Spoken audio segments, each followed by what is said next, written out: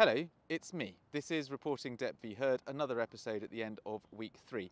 I'm going to be very quick because I've got a park bench interview to take you through the day's events with a lady called Sarah, who I met for the first time today. It was her first day in court, so I wanted to get her impressions of it.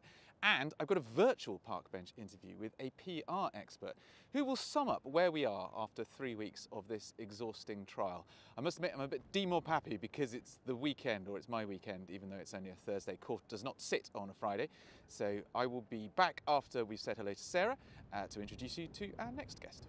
Hello. It is time for the end of the week park bench interview. We've reached the end of week 3. It is Thursday, day 12, and I am joined by Sarah on the park bench. Hello, Sarah. Hello. We met for the first time today. Yes. Go on, tell me why you wanted to go to the trial. When I found out I was here, I love true crime, and I was like, when is another opportunity to go to such a publicized trial with one of my favorite actors in my county? It was like, I have to do it. Okay, so we ought to establish whether or not you're on anyone's side. What do you know about the previous trial? What do you know about the allegations against Johnny Depp? How much do you believe them? From my research, which I will be fair is a little bit biased towards Johnny Depp and not super deep, I definitely lean toward his side. And even just today, I think they're both imperfect humans who've made a lot of mistakes, but in this specific instance, I do think I do favor Johnny Depp a little bit more. And why have you come to that conclusion? Listening to other people who know more about it, and them collecting information and sharing it, reading different news sources, reading the op-ed piece myself, and other interviews, and just kind of taking in all that. I will say it is not the best research on my part. No, that's absolutely fine, and you're very welcome to the park bench. I will say that I am trying to find an Amber Heard interviewee who will come and sit down with me and debrief the day on one occasion throughout this trial, and we may find more as we go towards Amber Heard's witnesses, but so far it's mainly, well, it's all been Johnny Depp fans, and that's, I suppose, understandable. So you've got to take what you can get in this. But no, I honestly, that's why I said you are very welcome here. So, Sarah, you were a journalism student, but you didn't follow it up as a career, you wise woman. But glad to hear it. But did you go to court when you were training as a journalist? I didn't, but I did have a beat in my news writing class where I was focusing on the local police. So I did read a lot of press reports from police, and I'm very familiar with the jargon, right, with the police speak, how the legalese, if you will. I also was raised by a lawyer, so I've heard that. One of your parents everything is an was attorney. read. Yes. Okay. Not this kind of attorney, but still, everything I ever handed in had to be read in detail, even if it was a permission slip to go to the zoo. It was annoying, but I understand it. It's helped you in later life in ways that you perhaps didn't appreciate at the time. Yes. So tell me what you made of what you saw in court today, because that's why we're here, to debrief the day's events. Now, Malcolm Connolly was the bodyguard who looks after Johnny Depp still. He gave evidence for an extended period today. And then before that, we had Ed White, who was the gentleman who looks after Johnny Depp's affairs. And then before that, we had the attorney from the ACLU. And then right at the end of the day, we had Starling Jenkins, who is another one of Johnny Depp's security team. Right, I won't try and do this chronologically. Tell me who impressed you, or who you thought gave away the most interesting evidence and information over the course of the day. Martin Connolly? Is that his first name? Malcolm Connolly, the Connolly. Scottish bodyguard. Yeah. Yes, I found him fascinating. I think he was very engaging and a really good witness, because he didn't walk around things. He answered straight on. Yeah. Even if it was a yes or no question, you could, like, I don't know, he was just very passionate in what he was saying, and especially during his cross-examination, I feel like he was just very, he kind of saw what the other attorney was doing and shut it down, was like, you know. Go on, tell me how he shut it down, because of course one of the first things that and this came up a lot in the last trial, one of the things that the cross-examining attorney did straight away was say, you are loyal to Johnny Depp. And he goes, well, of course I'm loyal to Johnny Depp. I'd be loyal to you if I worked for you. Yeah, I really... In that thick Glaswegian accent, of course I'd be loyal to you if I worked for you. And that's the point that they're trying to make. You know, of course, he relies on Johnny Depp for his income. But of course, he's under oath to tell the truth. Yeah. So what else did you make of the way he responded to the cross-examining attorney? I felt like when he was recalling certain events that he didn't, have in picture perfect detail. He shared what he knew and he stuck with that. He didn't go off and, make accusations about things he didn't see or he wasn't present. And he was very, very clear. He was like, I wasn't with them 24/7. And when I was focusing on Johnny as he was my boss. But when they were asking him about the marks that he may have seen on Amber Heard, he was saying, yes, I was focusing on Johnny, but I was doing my job, and my job is to observe. And I think that was. And he was saying he saw no marks on Amber Heard? No marks on Amber Heard, even though he only saw her for a short period of time. But he's very clear, like, I did not see anything that stuck out to me, and part of my job is that observation. And I just think it was very clear, and he's a very engaging witness as well. He was. You got the sense, even though he was sitting down in his Essex home, you got the sense he was a big man who took no nonsense. I mean, that's what you want from a security guy, isn't it? A big man who took no nonsense, and he experienced time in the prison service, which is where he got a lot of his training from as a prison officer and a corrections officer before he went into personal training and started working, I suppose, looking after high net worth individuals, as I think we've learned that they're called over the course of this trial. So you had Malcolm Connolly, and he explained at length that he'd seen marks and scratches on Johnny Depp's face. He said that he took a photo of Johnny Depp when they were on honeymoon, where Johnny Depp had some bruising around his eye and around his nose. And what do you remember his phrase about that? Either he's walked into a door, or door walked into him. Yeah, that got a good chuckle. Yeah, there was quite a lot of laughter in the courtroom when he was giving evidence, wasn't there? I mean, and then there was this during cross-examination where Johnny Depp, the barrister said, you walked in. I mean, the thing about Malcolm Connolly, the important thing about Malcolm Connolly is that he was first on the scene during the finger-losing row. And he sort of talked about hearing this screaming match, going through the door and finding Johnny Depp in the lobby and this slanging match going on, and he was holding his hand, and he said the whole thing was a mess. But the cross-examining attorney said, when you walked in, Johnny Depp was urinating on the floor. He was like, what? He was like, what? He said he had his penis out, and then there was an objection, and he didn't have to answer the question. But Connolly built a picture. I mean, he said he never saw any acts of violence against Johnny Depp, and then he corrected himself, and he said he saw one plastic lighter being thrown at his chest while they were on a private plane. Now, I haven't heard of that incident before. And he was sort of like, no, I've never seen any hands on it. There were a couple of incidents.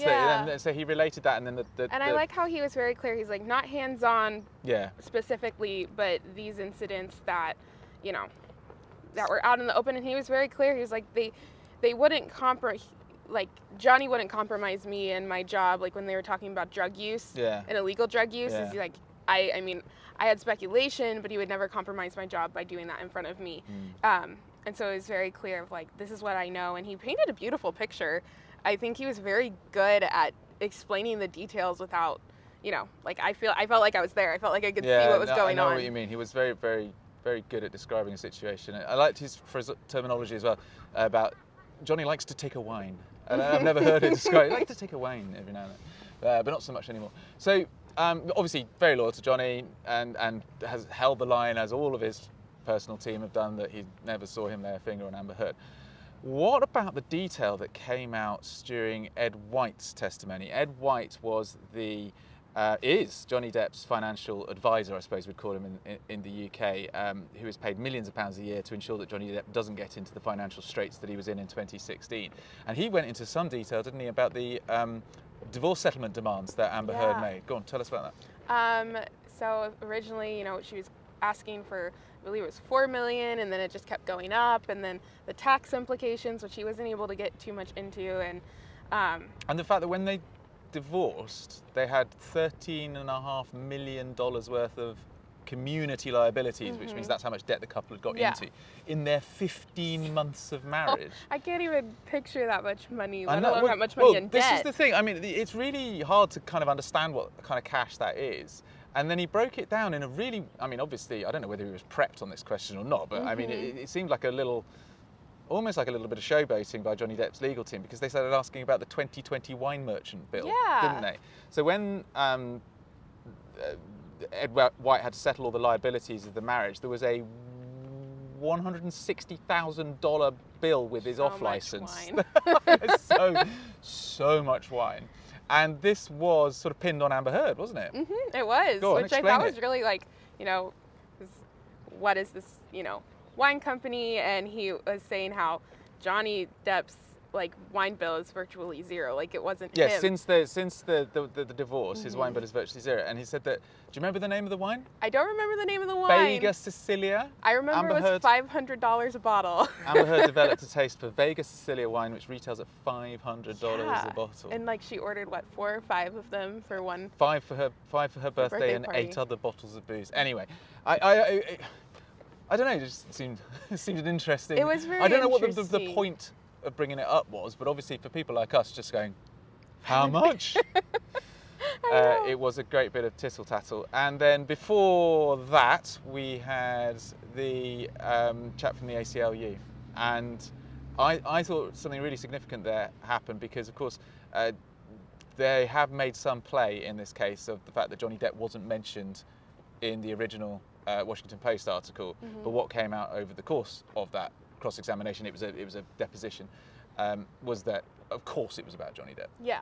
And the ACLU guy said, well, yeah, I understand that that's what the article was about. Yeah, I found it very interesting, especially coming from a little bit of a PR background, how much back and forth there was to, you know, let's write this piece on Johnny Depp, but let's make sure people don't know it's about Johnny Depp, but obviously it's about Johnny Depp. And then when it all came through in the NDA that they signed about the split and how much Amber Heard could say and her legal team advising in that, and then of course it comes out, and I mean here we are today, and that's all lie. But it's I mean I think there was a crucial point in the cross-examination that was made where the attorney for Amber Heard said, do you have any sense at any stage that Amber Heard didn't follow the advice of her attorneys? Because I think they were trying to make the point that, oh, Amber wants to leave in as much as possible that makes it hint like it was Johnny.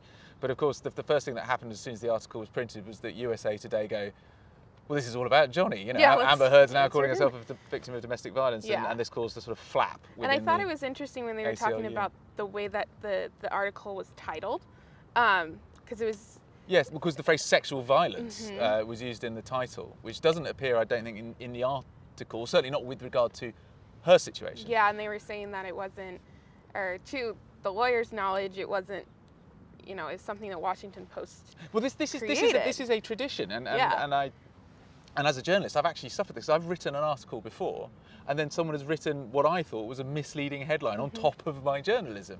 But of course, the public don't know that I didn't write the headline. And I remember having to complain and ask for a clarification on this particular piece.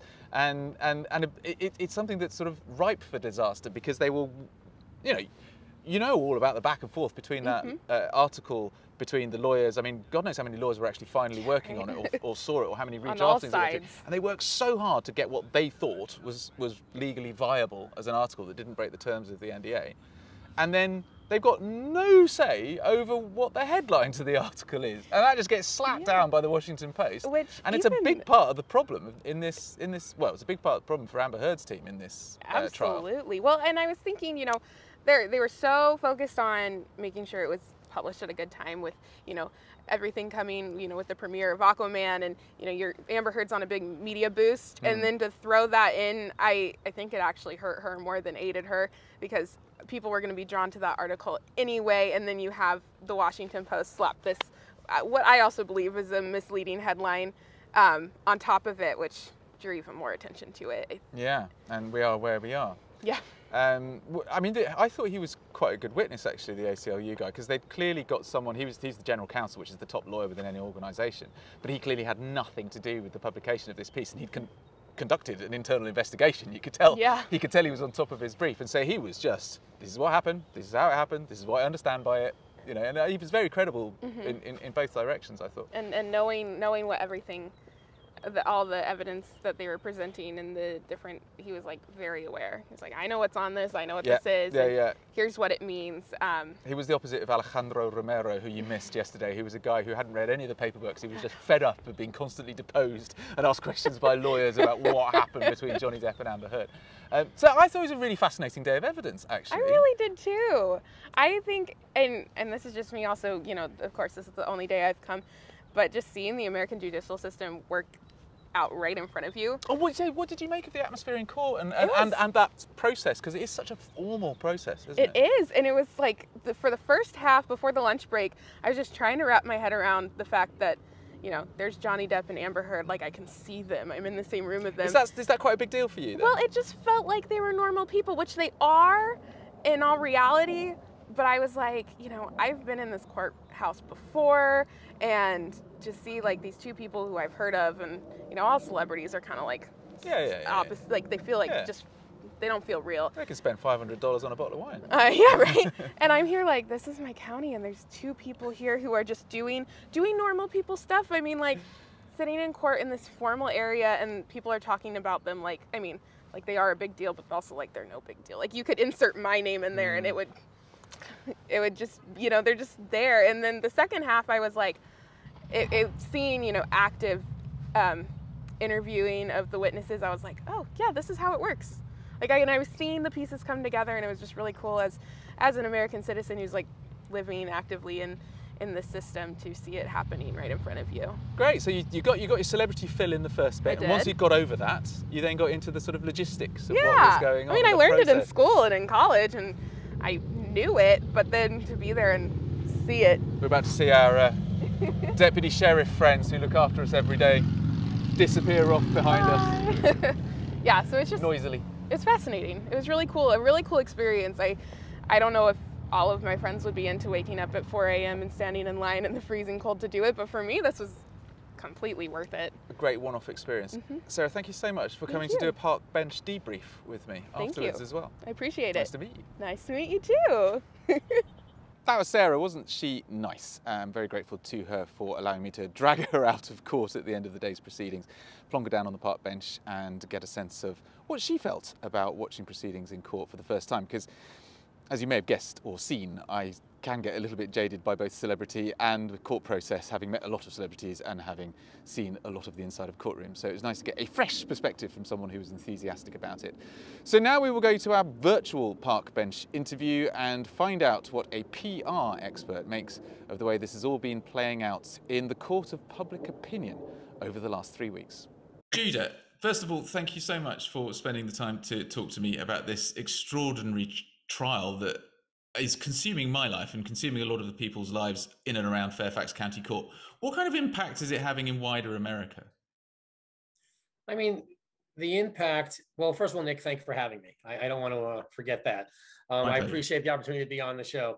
The impact it's having is it's not as pronounced as you might think, because there's so much else going on in the world. You know, we have a war going on in Ukraine. We have unrivaled inflation and interest rates going up. People are worried about everything. Whereas when the Me Too movement first came about 3 years ago, there was nothing else going on. So this was it. And now this is happening. But and it's also taken a little bit of a turn because Johnny Depp has turned into he's entertaining. He said he's turning his trial into an entertainment sequence for himself. Unlike other trials that we've seen where they're a criminal, Johnny Depp has nothing to lose except for money in this case, or not lose money, or not gain the money he's looking for. He's already, in his mind, his career has been shot in a sense, but he still has a lot of money. He's not going to prison for any of this, so he is using this as a stage, and it's been unrivaled. We have not seen something like this in a while, and it's been interesting, and I think it's captivating people how it's a little turning the tables on believe all women, on the notion of believe all women, and Johnny Depp has decided, I think, to use to his advantage his charm, his wit, and his long experience as an actor that's been beloved, and he's entertaining. You know, he could sit there and take it seriously, or he could entertain, and he's making people laugh. He's making people talk about it. He's on every gossip page. Every comment he makes the news. So while the country's not consumed with it like they were with the Harvey Weinstein trial, for example, it's taking up a lot of ink because the way that it's a little different than what we've seen before, and it looks like it might be a changing of the tide. That is very interesting because I would say 90%, 99% of the Johnny Depp supporters in the courtroom are women. and they believe Amber Heard is a liar. I know there are an awful lot of people who take issue with the Believe All Women side of the Me Too movement, and yet there are real serious issues right at the heart of this, and I'm intrigued to see that obviously sort of the serious news in Ukraine is stopping this from being something which might be front page, but it's obviously keeping the gossip columnists entertaining the entertainment. Yes, because of the way that Johnny Depp is playing this, and it's very easy to get caught up in the theatre and the circus of it all when you're in court anyway. I mean, even with a serious trial, I've found that as a court reporter, sometimes because of the theatricality of court, you lose sight of the central issue. Right. But you've also got people who are Amber Heard supporters saying that this trial is simply continued abuse. It's gaslighting of a victim who has successfully made her case out in a London court, and by turning it into an entertainment, Johnny Depp is taunting his victim because he's a powerful, successful man who can do that. Is there any sense that message is cutting through at all? So listen, in the end, I think that the message cuts through a little bit. And I think that there's a huge difference in Johnny Depp's trial versus, I guess, the NXIVM trial or Harvey Weinstein's trial, is that instead of being multiple victims, it's a single victim in one sense. Second, Johnny Depp was a beloved actor who people enjoy watching on not even serious shows, on fun shows. Pirates of the Caribbean was all about levity and all about comedy and all about him being, being a jokester. And that's the Johnny Depp people know and fell in love with. And he's a good-looking guy. He's charming. He speaks well, although I'm not sure where his accent's from. He's American. But he decided. I think that he's playing it to his advantage. The negative side is that there are plenty of people who do believe the women and think that this is continued abuse. The problem with this is that whoever set up the parameters of this trial either agreed to it or lost in the debate whether or not this should be open to the public the way it is. The cameras in the courtroom, you listen to every word, and the judge not reining in the antics. Just answer the question. I worked with Harvey and I was with him, representing him during his trial. The judge didn't allow certain theatrics, and you couldn't wax on about anything you wanted, answer a yes or no question. He's letting Johnny Depp go off on tangents and do long soliloquies. And I think even the judge, to a degree, might be a little entertained by it in his own mind and think that it's impressive to have this whole crew in there. And that's a problem, because if whatever the truth is, we still don't really know, because Johnny Depp is making a good show of it, and Amber Heard made a good show in London, and when she wrote the article in the Washington Post, she made a good show of it. But now Johnny Depp's turning it on its head, and partly is because he's given a lot of breath to answer any way he wants. An example today is when the question was asked about how many movies he's been in. He could have said, "I don't remember." He goes, "Oh, far be from me. I don't even watch my movies. I think they're silly," And he made the whole courtroom laugh with what he was saying. A yes or no answer, simple as that. The judge could control it better, and the judge isn't. And I'm not. That's interesting. I mean, I must say that is interesting, because I have found the court process over here in the US, just judging by this single example, to be very interruptive and very process driven. And I was finding myself quite frustrated by the amount of times that either counsel, as in the attorneys, or the judge would stop people from talking and get them to answer specific questions. So you think actually that by comparison to a lot of court cases, Johnny Depp and his witnesses are getting quite a bit of latitude? I think they're giving him a lot of latitude. First of all, I think that whole witness driving in his car vaping. Did you see that one? Yeah. I mean, you know what? In the trials that I've represented a number of people who have been in courtroom settings before, and I've never seen a judge. If a judge saw that, a judge would say, "You know what? Let the guy come back when he's ready. That's not a good answer. This is not ready for the witness stand for the jury to see." First of all, it's not even theatrics. It's almost it's almost comedy. It's that this guy's a witness. He's driving in his car, vaping while he's talking. If you were sitting on the stand, you couldn't do that. You know, Yeah, I so mean, why the if you're judge sitting, did, to be fair to the judge, she did say, I've never seen anything like that in my career, and I've seen a but lot. but the judge saw it in advance and could have stopped it. The judge could have shut it down right then and there and said, let this guy come back in when he's ready, or do another interview with him. Okay. You know, it's part, and I'm not blaming the judge entirely. I'm saying I'm not saying the judge is biased on this. I think the judge is being entertained, you know, by it a little bit too. This is a very strange process. I have not seen anything quite like this. And the courtrooms that I've been in have been, and like, I know you've seen a lot more. You said you're seeing a lot more process.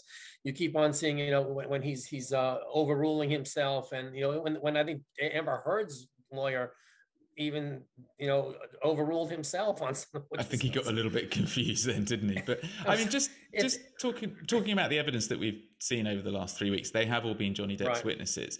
Was there, in your mind, a devastating blow to Amber Heard's credibility, something that you thought the jury are going to pick up on this? Because Johnny Depp has already lost a libel action, which was essentially about whether or not he was a wife beater.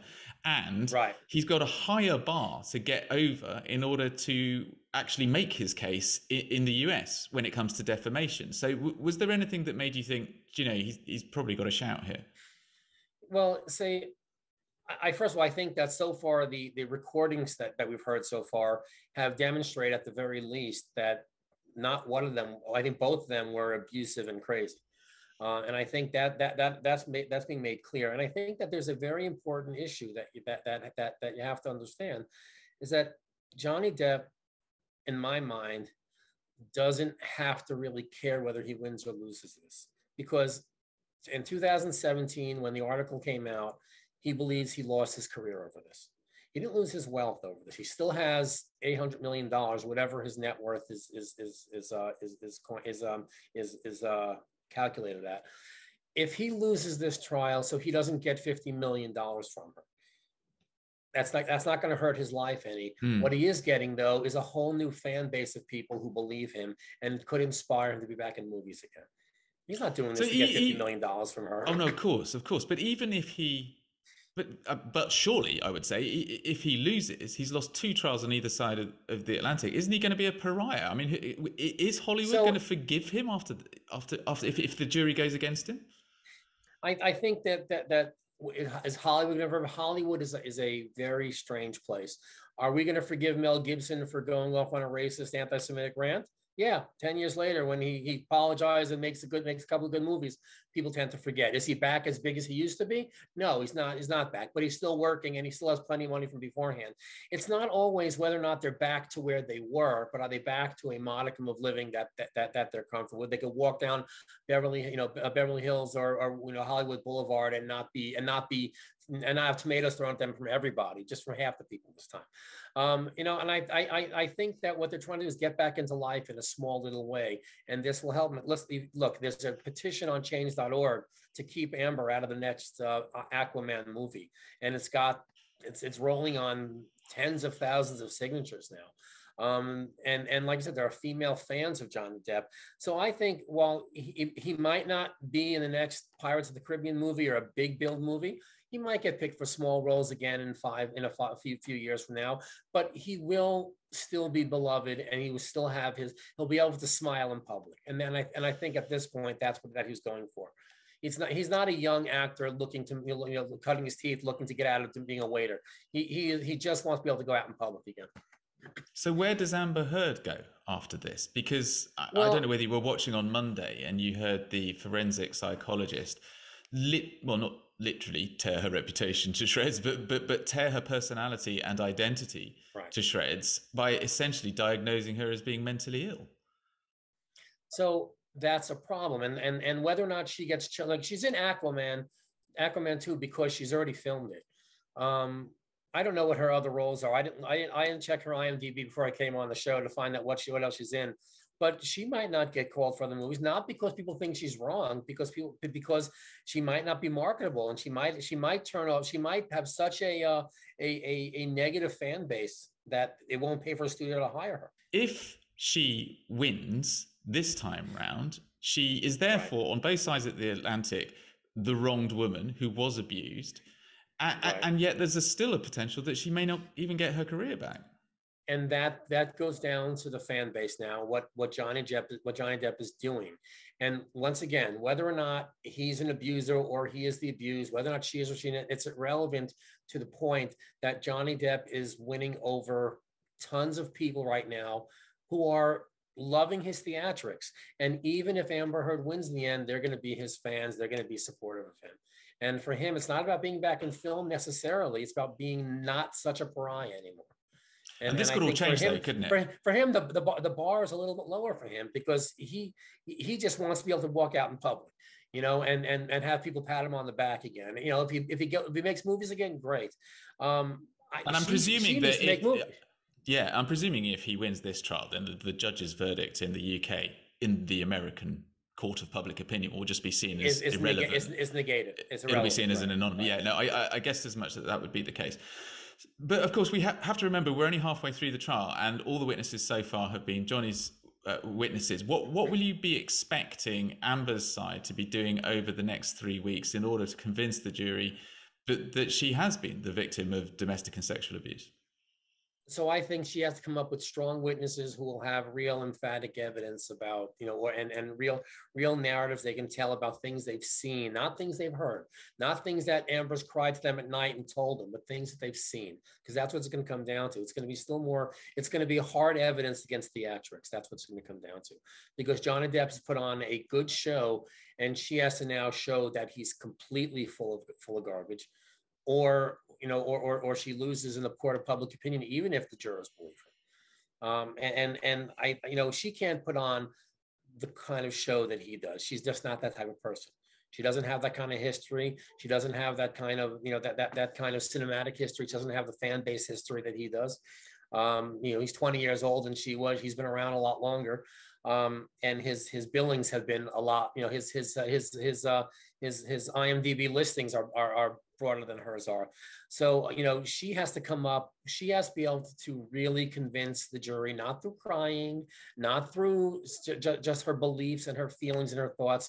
Her witnesses have to show something on the lines of proof in order to really make her case.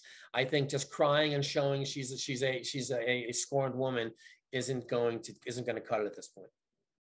Judith, thank you so much for your insight. Before you go, I want to ask you about Harvey Weinstein, because it's a wonderful opportunity to do so.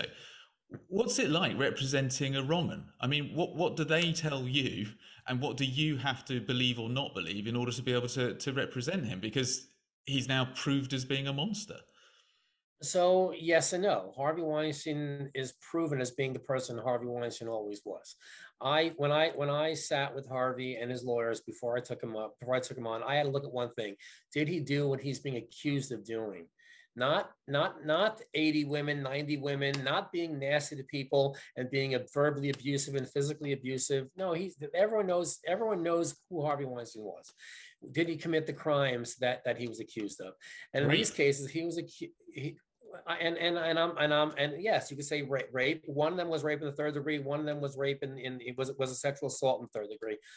He got convicted of the lowest crimes that were given. I'm not saying that makes him a good guy. Harvey Weinstein has always been a difficult guy. I mean, it's interesting to hear you rationalizing this, because I'm not rationalizing. All we know on the other side of the Atlantic is that Harvey Weinstein sounded like a wrong'un, and then enough people put their hands up to say, no, he was a wrong'un. So I'm just wondering, because it's really, really fascinating to get the opportunity to talk to you about this. So Harvey Weinstein was one of one of the people who failed at the basic rule of being nice to people you meet on the way up, because the same ones you're going to meet on the way down. He deserves the name, the reputation he has for being a difficult, horrible guy who took advantage of his position. In the end, it came down to, did I think that he committed the crimes he was being accused of in court, not in general. And what happens when you pick the wrong side in a losing fight? I have a practice, I have a business, and I have clients who like to fight, like the idea that I fight, like the idea that I don't just take the convenient social media happy side and deal with those people. You have to fight for even the underdog too.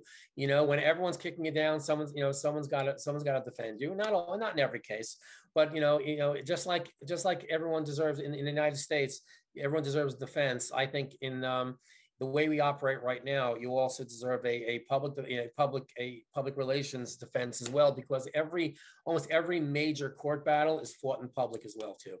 Well, my thanks to both our guests this evening. I hope you've been enjoying these episodes of Reporting Depp v. Heard. If you would like to continue supporting what I do, please subscribe to the newsletter, where you can get Reporting Depp v. Heard in written form by going to reportingdeppvheard.net/newsletter and putting a few quid, if you don't mind, in the tip jar, so that I can continue to keep producing these podcasts and YouTube updates and newsletters and various forms of journalism. Right, that's it from me. I will be back next week for week 4 of Reporting Depp v. Heard. It's the trial that just goes on and on and on, but it kind of keeps on giving too.